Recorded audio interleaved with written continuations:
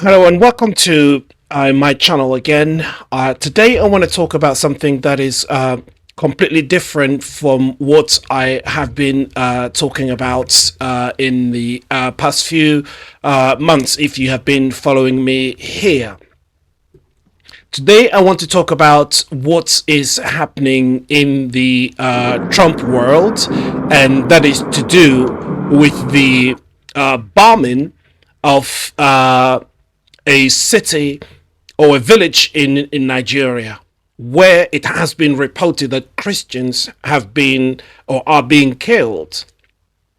And it is of particular interest to me because what is happening in that part of Nigeria or what is happening there is also happening in the eastern part of the DRC, because we can see what is currently spreading to that part of the world.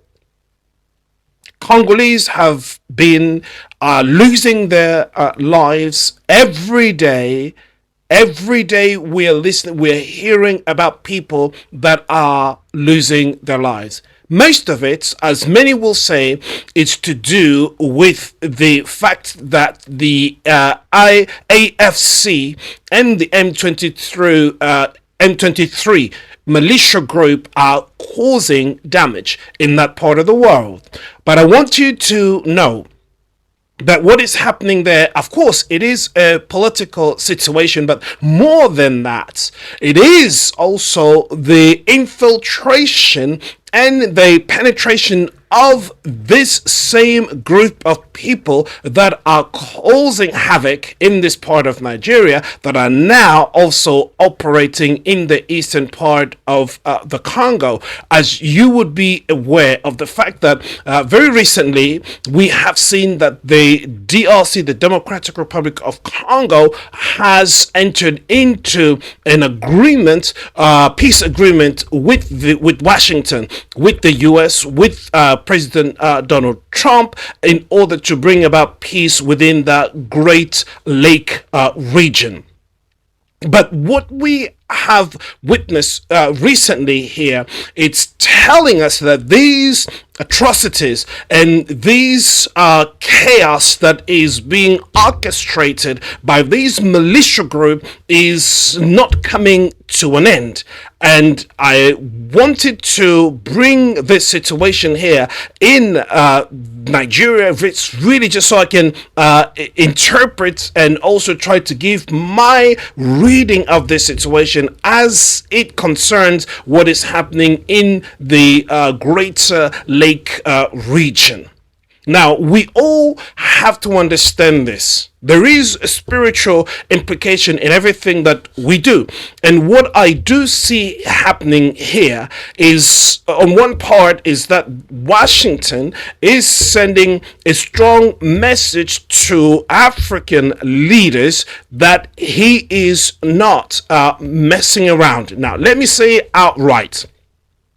I'm not in favor of any European Western powers ever imposing their supremacy in African nations or anywhere else in the world for that matter, because the wars that have been started in all these different regions, many of it also originated with the US because of their foreign policy.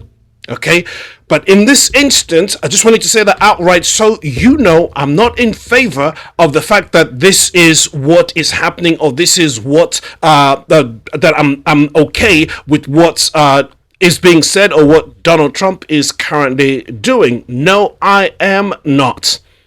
But it also grieves my heart when I see what it has been unfolding in that part of the world, in that region, for so many years, as we know that the conflict that has been escalating between Rwanda and the Democratic Republic of Congo has caused thousands of lives. Many are still losing their lives, and it's not a pretty sight to look at when you see what is going on there. So by this action that the US has taken in Nigeria, there is a strong message that has gone out to African leaders that Donald Trump is not playing, is not messing around. It's somehow it is in a way to send a message that Donald Trump is not messing around. He will attack when he says he will attack, because if you will all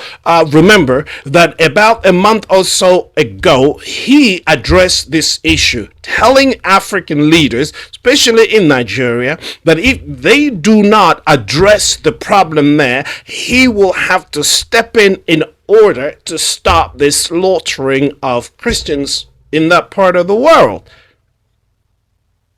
Now, it only took about 4 weeks because matters were getting worse and things were not improving.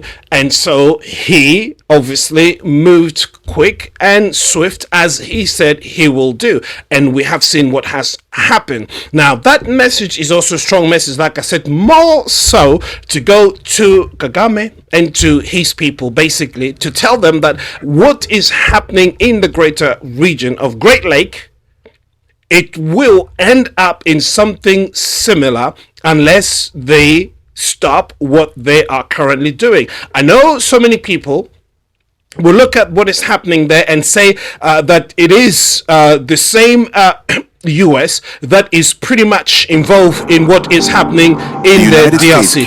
Yes, it is true. I do agree that also that it is the US that is behind most of what has happened in the Great Lake region, i.e. between Rwanda and the DRC. Yes, it is the US that has all started what is now unfolding in that part of the world.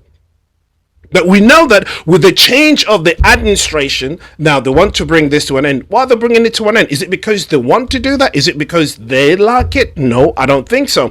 But I think because things have shifted more to their favor because the current president in the DRC has negotiated and has gone straight to Donald Trump and entered into an agreement with him, a peace agreement with the United States, whereby the United States will benefit a lot from the proceeds of these two regions in eastern part of the DRC.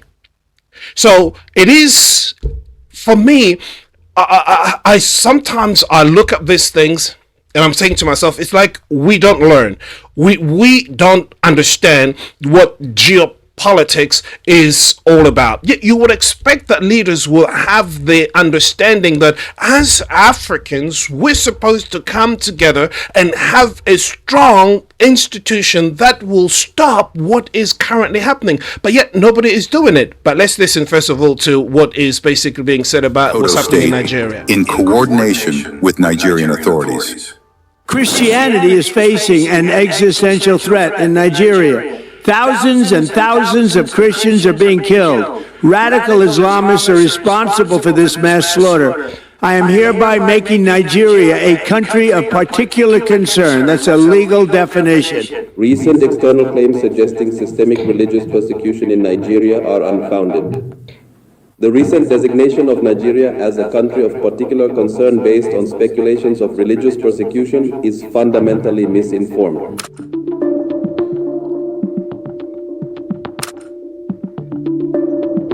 In spite of what is actually going on at the moment, we know, like I said, for me, all Nigeria's I understand rejected from this designation by the United States as a, quote, country of particular concern over alleged religious freedom violations, saying the move was based on misinformation and faulty data. President Donald Trump last week put Nigeria back on a list of countries that the U.S. says have violated religious freedom. Trump said he had asked the Defense Department to prepare for possible fast military action if Nigeria does not crack down on the killing of Christians. On November 5th, Trump said that the United States would stop all aid to Nigeria and possibly, quote, go into that now disgraced country guns a-blazing if the African country did not stop the killing of Christians. Christianity is facing an existential threat in Nigeria. Thousands and thousands of Christians are being killed. Radical Islamists are responsible for this mass slaughter. I am hereby making Nigeria a country of particular concern. That's a legal definition. When the Christians or any such group is slaughtered, like is happening in Nigeria, 3,100 versus 4,476 worldwide. What horrible numbers. Something has to be done.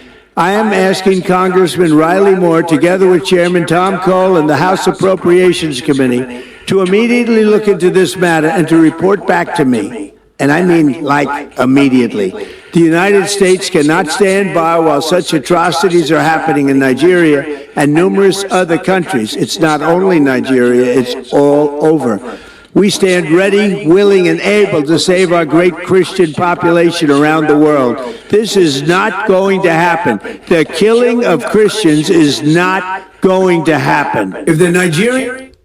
Okay, so when you hear the man talk, you get the impression that he really cares about Christians who are being persecuted around the world, and he may be so. It may be the case that he is actually concerned, but what I have to say is there is a lot of Christians in the US and the countries around the US that are going through tremendous persecution at the moment, and they're not seeing the intervention of the US. But when it comes to Africa, I read this differently. I have a different understanding, and of course, everybody's entitled to their opinion. But here I'm just basically saying that what is happening currently in the DRC, I take that, see that this is a message that Donald Trump wanted to send to leaders around Africa, that he's not going to mess around, especially when it comes to American interests. And we know for a fact, I mean, America has a lot of interest in neighboring countries. It has interest right now as we're speaking in the Democratic Republic of Congo, in Rwanda, in neighboring countries as well. But because of the deal that has taken place, I can very much see that unless AFC and the M23 of Nanga, which is obviously empowered by Rwanda, if they do not address this issue, if they do not take matters seriously, or to withdraw and to bring about peace within that region, then something like this is pretty much going to happen to that group. Many of them will be obviously taken care of. Many of them will be slaughtered because of the position that Trump is taking. His foreign policy, his agenda for the world is basically completely different. And if you following politics and you understand what is happening in Washington, you understand that there is a new strategy that is being obviously carved so that they can basically begin to address what they think is a decline of the US. And this will happen. So moving forward in weeks to come, what we will see happen to the AFC and to M23 in the eastern part of the DRC is that many of this group will be dismantled. If not peacefully, it will be done by force. And the message has already gone out. And this is one of the reasons why we see that obviously many leaders around that area are basically running left and right to go and seek somebody else to back them up. And I know, based on what we have seen so far, that the way things are shaping is that they will be a showdown in Great Lake region. I pray for peace to come in that region, and I believe with many of you, you want to see peace in that region. But I just pray that African leaders will wake up to understand that we do not want to have bombing like what is happening to Nigeria. Why? Why would you have the US come and bomb in Nigeria? It should not happen, and we should avoid these things happening. And the way we can do this is by African leaders coming together and say, look, we are all Africans. How can we deal with our situation and bring peace? I will keep you updated with what is happening in that region, because it is something that concerns me, and it should concern all of us, because we want peace, and the kingdom of God is all about peace. If you like this, please do share it and subscribe to this channel, and then you will get more such news coming your way. Take care of yourselves. Bye bye for now.